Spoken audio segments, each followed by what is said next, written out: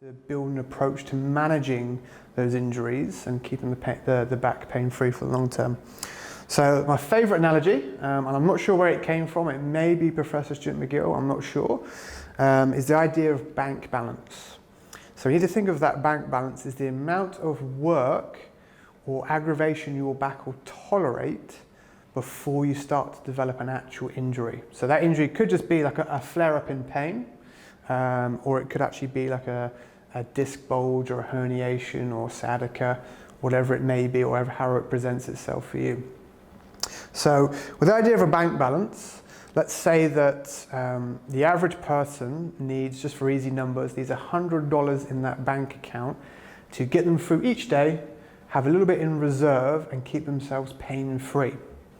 So that bank balance, how is it going to get drained throughout the day? So let's just say, for example, probably the most common aggravator for a lot of people in our kind of a modern world is what we call flexion intolerance. So flexion is basically let that lower back slip into a rounded position, whether it's like a one-off movement or whether it's you kind of sit or your posture's like that for prolonged periods. So if we imagine that each time you slip into flexion, either when you awkwardly bend to pick up something, or maybe if you sit there for a long time, it starts to drain that bank account. So say you get up in the morning, all is well, we've got $100 in that bank account. Get up in the morning, a couple of awkward bends in the morning to put on shoes, get dressed, that sort of thing. That might take up maybe, say, $20 of that bank account. So already we've drained a little bit and the day's only just sort of started.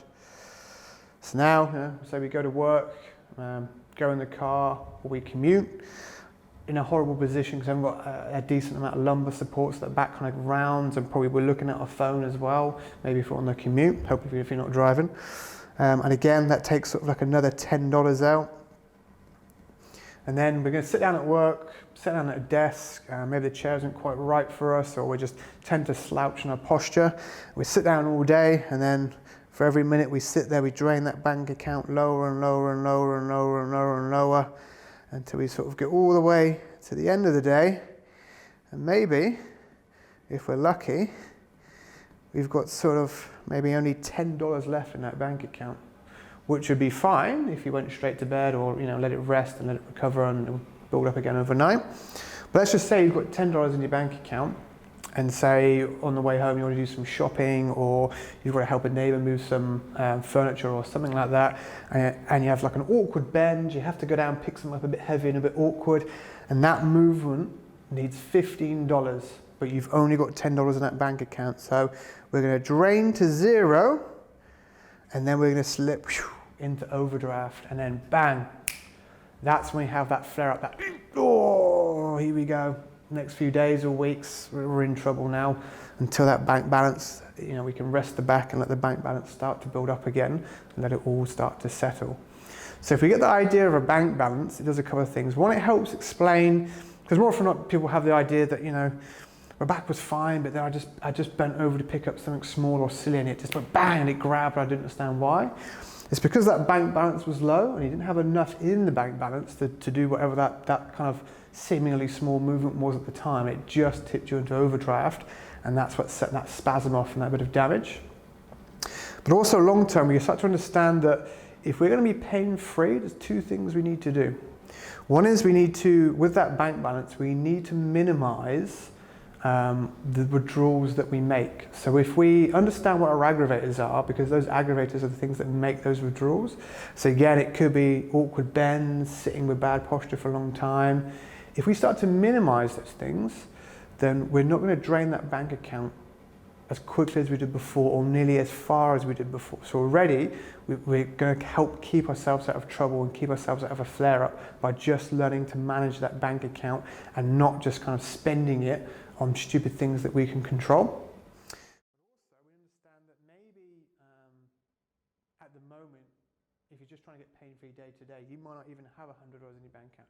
You might only have 50 or 20.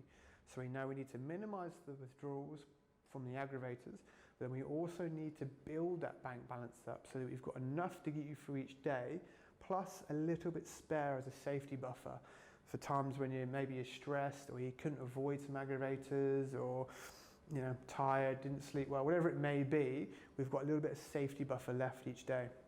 But then also what we need to think about is if the average person, just to get through day-to-day life, might need, say, $100 to stay safe and get himself out of trouble. If you're somebody who wants to maybe go into a gym and start to train, you might need more. So we might need to build you up to maybe more like 200. So now you've got enough to get you through day to day, like the other person, but you've also got some in there to cover fatigue from training and the volume you do from training. But then on top of that, say this is kind of controlled, normal kind of exercise that the average person would do. Perhaps you want to get into a competitive sport. You're trying to get back to, say, maybe rugby or jiu-jitsu or whatever it may be that you want to get back into. You might need even more again. So you might need more like 300. So our goal, like the other two, is we build you the 100 to get you through day to day. That gets you safer there. They need a bit more because you're being active, but then also because you've got a competitive sport, which is a bit more unpredictable, a bit more intense, you need more again. So it's more to spend, but also more safety buffer to keep you out of trouble. So we know, using the bank balance analogy, we know we have two things to do. We have a list of movements and aggravators that make withdrawals on that bank account. So we need to minimally sort of manage those better, ideally remove them completely and exchange them for movements and habits that don't make withdrawals on that back. That's what we call sparing the back.